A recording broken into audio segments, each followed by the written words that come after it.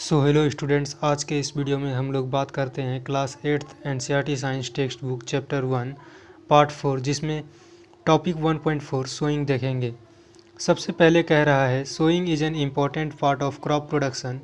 फसल उत्पादन करने का सबसे महत्वपूर्ण भाग सोइंग होता है। Before sowing good quality clean and healthy seeds of a good variety are selected.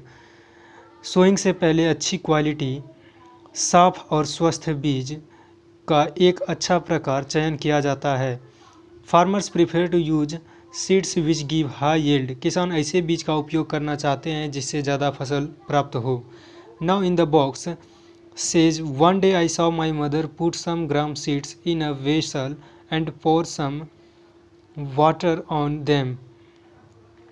आपने अक्सर देखा होगा अपने घरों में जब मम्मी गेहूं पिसाने से पहले उसे धोने के लिए पानी में डालती है तो थोड़ी देर बाद कुछ बीज पानी के सरफेस पर तैरने लगता है। उसे मम्मी छान कर बाहर निकाल लेती है। ऐसा इसलिए क्योंकि वो बीज खराब होते हैं, वो किसी काम के नहीं होते। उसे गाय बकरी जैसे जानवरों को खाने के लिए दे दिया जाता है।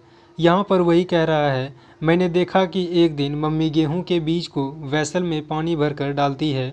वेसल आप कह सकते हैं कंटेनर को।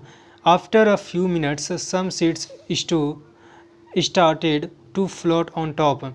उसमें से थोड़ी देर बाद या फिर कुछ मिनट के बाद उसमें से कुछ बीज पानी पर तैरने लगे।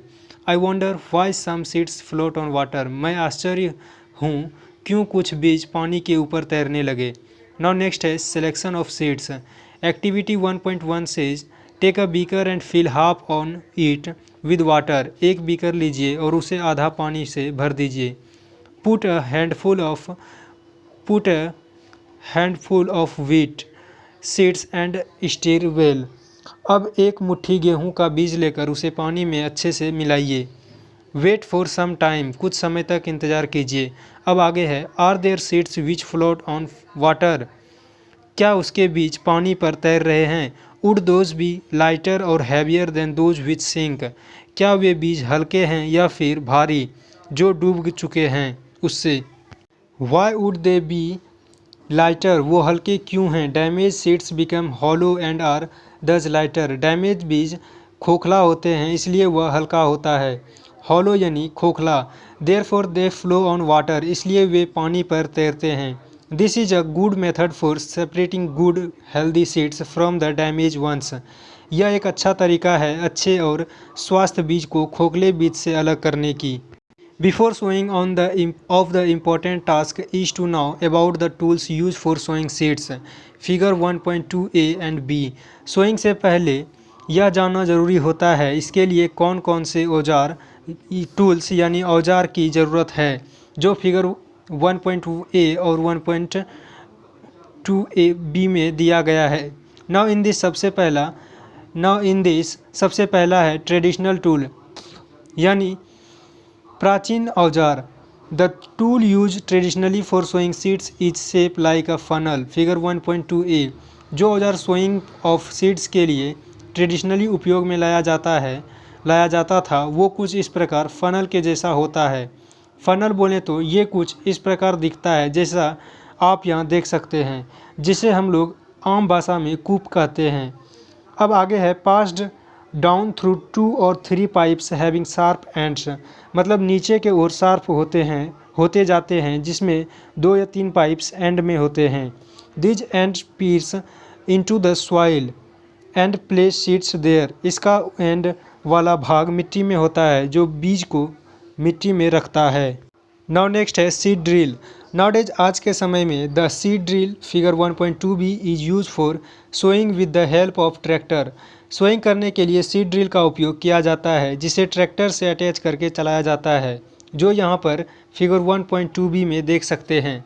This shows the seeds uniformly eight equal distance and depth.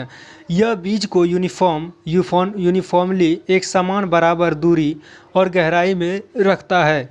It ensures that seeds get covered by the soil after sowing. यह सुनिश्चित करता है कि बीज को सोइंग करने के बाद उसे मिट्टी से कवर्ड कर देता है। This protects seeds from being eaten by birds. यह बीज को पक्षियों के खाने से बचाता है। Sowing by using a seed drill saves time and labour. Seed drill द्वारा सोइंग करने पर यह कुछ समय और लेबर को बचाने का काम करता है। नाउ नेक्स्ट है appropriate distance between the seeds is necessary to avoid overweeding of plants. बीज के बीच उपयुक्त दूरी होने से पौधों को ओवरब्रीडिंग को कम करता है, ओवरक्राउडिंग को कम करता है। This allows plants to get sufficient sunlight, nutrients and water from the soil.